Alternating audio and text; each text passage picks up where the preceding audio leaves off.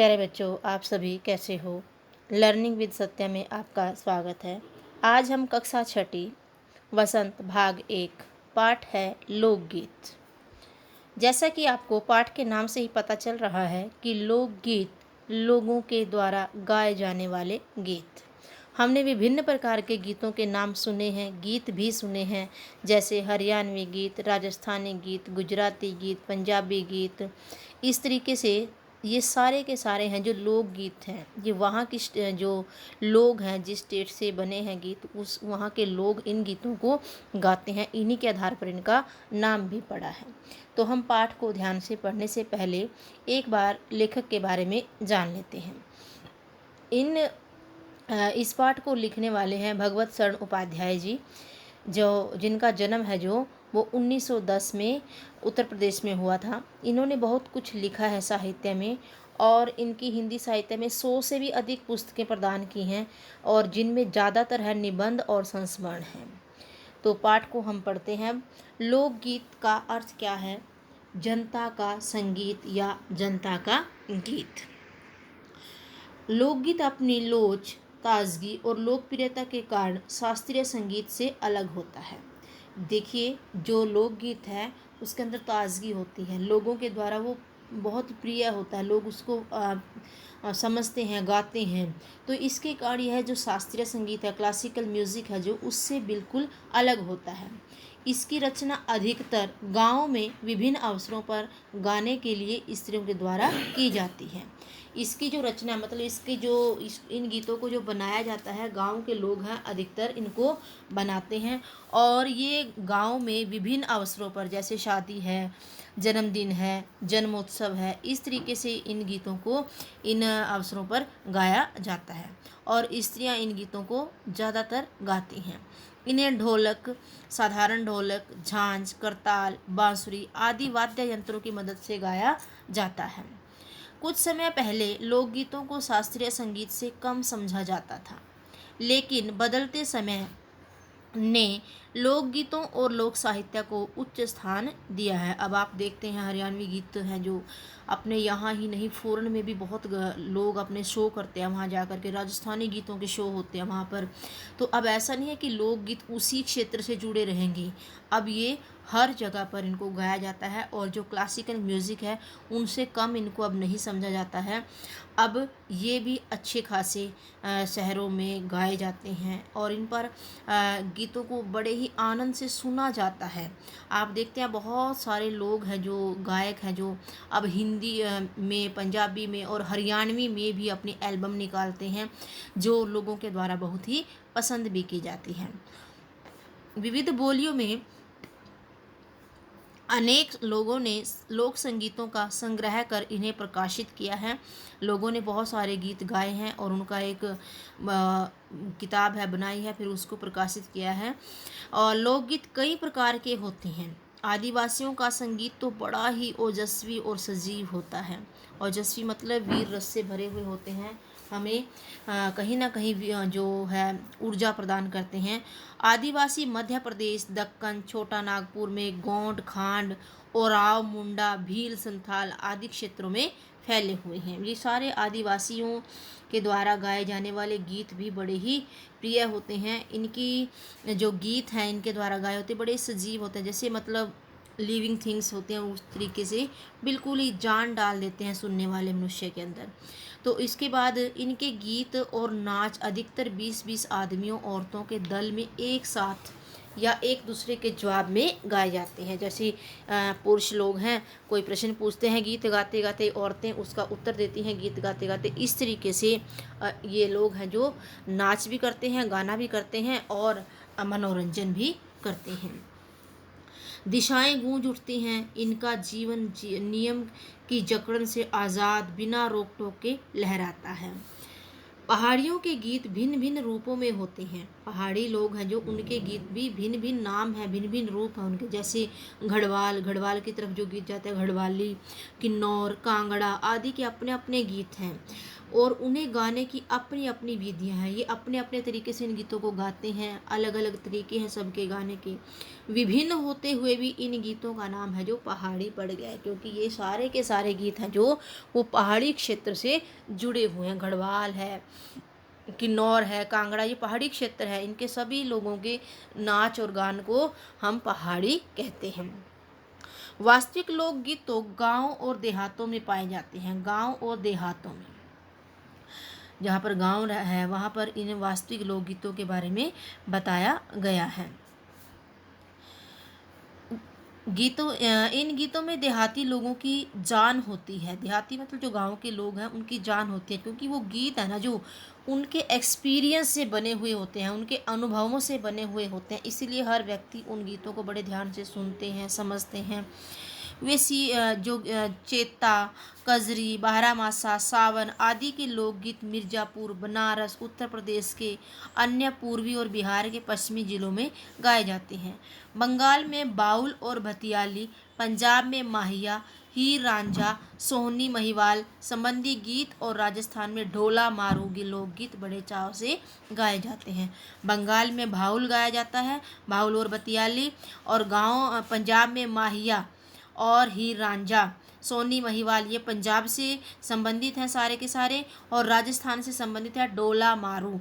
ये उन व्यक्तियों के नाम हैं जिनके आधार पर इन गीतों का जो है नामकरण हुआ है। ठीक है, आगे देखिए। लोकगीत कल्पना पर आधारित होते हैं। इनमें वास्तविकता कुछ नहीं होती है, कल्पना पर आधारित होते हैं। और कल्पना पर जो है लोगों की कल्पना भी इसके अंदर होती है, और इसके अलावा कल्पना न होकर के मतलब ज़्यादा कल्पना न होकर के देहाती जीवन है ना जो उनकी रोज़मर्रा की जो लाइफ है उस पर आधारित होते हैं। कहने का मतलब है कि ये अनुभव पर आधारित होते हैं, एक्सपीरियंस पर आधारित होते हैं, इसलिए ये सीधे दिल को छू लेते हैं। क्योंकि देखिए जो गीतों के माध्यम से कंडीशन दिखाई जाती है वो कहीं ना कहीं किसी न किसी व्यक्ति से जुड़ी हुई होती है। तो अगर वो व्यक्ति उस कंडीशन में है और वो गीत सुनता है तो वो उसके दिल को छू लेते हैं। जैसे मान लीजिए अब कोई व्यक्ति दुखी है और वो सैड सॉन्ग सुन रहा है तो वो उसके दिल को छू जाएगा बिल्कुल, क्योंकि वो अब खुद सैड अवस्था में है, सैड पोजीशन में है, इसलिए वो दिल को छू जाएगा वो गीत। इसी तरीके से जो लोगों के गीत थे वो भी दिल को छू जाते थे। इनके राग भी साधारणतः पीलू, सारंग, दुर्गा, सावन आदि हैं। देहात में कहरवा, बिरहा, धोबिया आदि राग गाए जाते हैं। देहात में मतलब गांव में।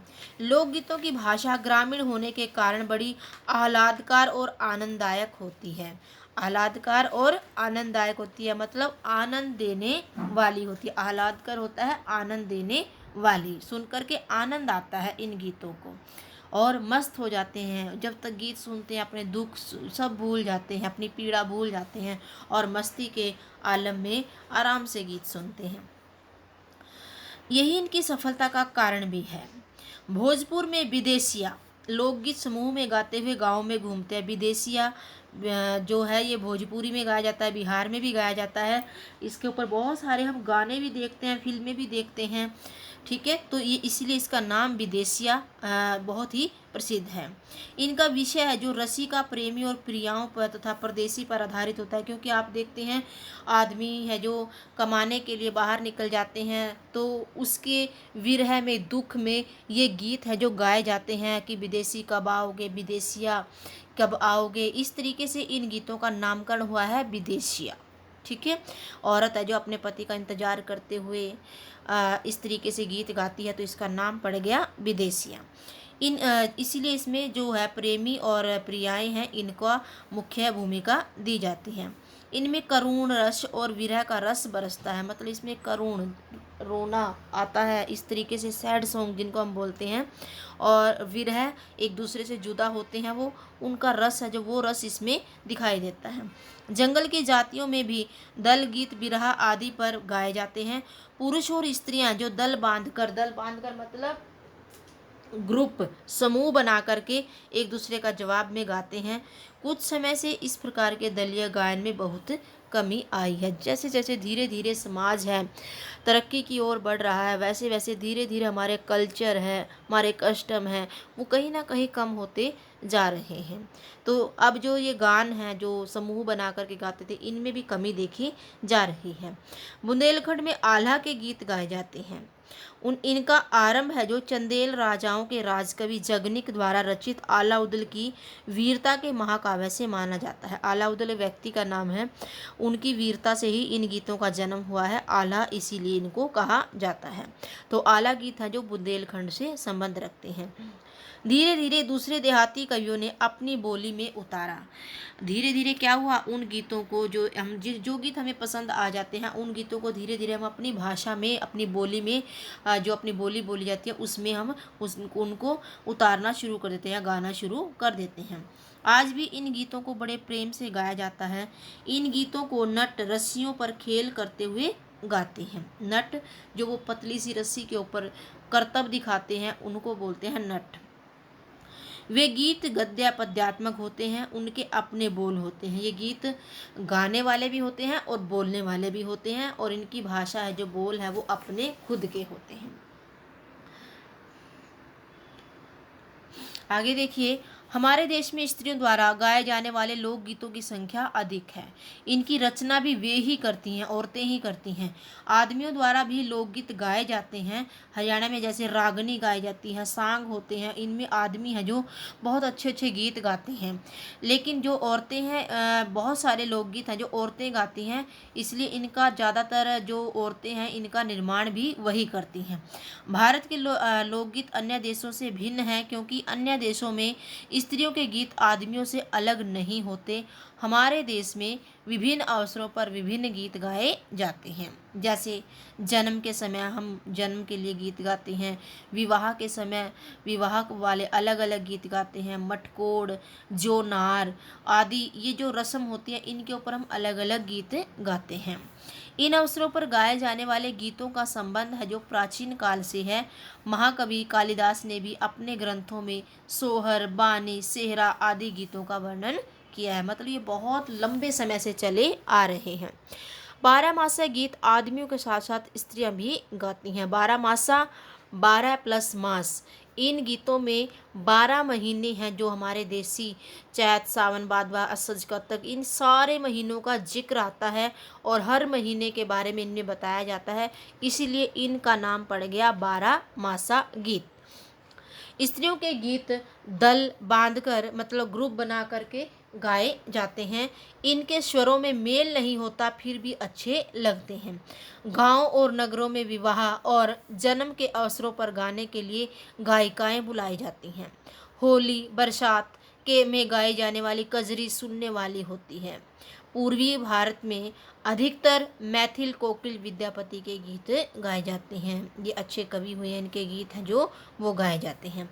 भारत में विभिन्न स्थानों के विभिन्न विद्यापति हैं। मतलब भारत में जैसे विद्यापति गीत गाने के लिए फेमस हैं, प्रसिद्ध है, वैसे ही भारत देश है जो उसमें बहुत सारे ऐसे लोग हैं जो गीतों का निर्माण करते हैं। स्त्रियां ढोलक के साथ गीत गाती हैं और साथ में नाचती भी हैं। गीत भी गाती हैं और नाचती भी हैं। इसके अलावा गुजरात में गरबा नामक नृत्य गायन प्रसिद्ध है। गुजरात का गरबा सभी जानते हैं कितना फेमस है। और आजकल तो देखो हम हर स्टेट में हर नाच गायन को हम देख सकते हैं, लेकिन ये उन्हीं स्टेट से जुड़े हुए हैं क्योंकि ये उन्हीं स्टेटों से इनका जन्म हुआ है। इस दल में औरतें घूम घूम कर एक विशेष विधि से गाती हैं और नाचती हैं। आजकल गरबा है जो सभी प्रांतों में लोकप्रिय हो चला। आप देखते हो नवरात्रे के समय में हर प्रांत, हर स्टेट में कपड़े बनवाए जाते हैं गरबा के लिए। स्पेशल डांडे हैं, डंडिया बोलते हैं जिनको, वो भी लिए जाते हैं। और उसी तरीके से जैसे गुजरात में नृत्य होता है वैसे ही हर स्टेट में इसका चलन हो रहा है। ब्रज में होली के अवसर पर रसिया दल बनाकर गाया जाता है। जो ब्रज है उसमें जब होली आती है तो उसमें भी जो दल हैं, ग्रुप हैं, वो बनाए जाते हैं। जैसे श्री कृष्ण गोपियों के साथ नाचते थे वैसे ही ग्रुप बनाए जाते हैं। गांव के गीतों में वहाँ का जीवन इठला इठला कर लहराता है। जो गांव है उनमें उनका जीवन है जो गीतों के माध्यम से हम समझ जाते हैं। अनंत संख्य गीत ही वहाँ के बंधन रहित जीवन के प्रतीक हैं। कहने का मतलब यहाँ पर यह हुआ कि अनंत जिनकी मतलब संख्या अनंत है, वहाँ के बंधन रहित जीवन मतलब उनमें कोई बंधन नहीं है, आराम से वो गा रहे हैं, नाच रहे हैं और अपने जीवन को एंजॉय कर रहे हैं, आनंद से वो अपने जीवन को जी रहे हैं। तो ये है लोकगीत पाठ हमारा। हमने विभिन्न विभिन्न प्रकार के गीतों के बारे में जाना, समझा। हर एक स्टेट से कुछ ना कुछ हमने यहाँ पर समझा है। कौन सी स्टेट का कौन सा गीत है, कौन से राज्य में कौन से प्रकार से गीत गाए जाते हैं, उन सब के बारे में हमने यहाँ पर जाना। तो आशा करती हूँ बच्चे आपको पाठ है जो समझ में आ गया होगा। अगली वीडियो में मैं इसके प्रश्न उत्तर और कठिन शब्दार्थ करवाऊंगी। तब तक आप इस पाठ को ध्यान से समझें, सुने और पढ़ें। एनसीईआरटी से चैप्टर है जो एक बार ज़रूर पढ़ना है। एनसीईआरटी में से ही आपके सारे प्रश्न उत्तर आते हैं, इसलिए इनको चैप्टर को अच्छे से पढ़ लेना है और समझ लेना है। तो स्वस्थ रहें बच्चे, मस्त रहें और पढ़ने में व्यस्त रहें।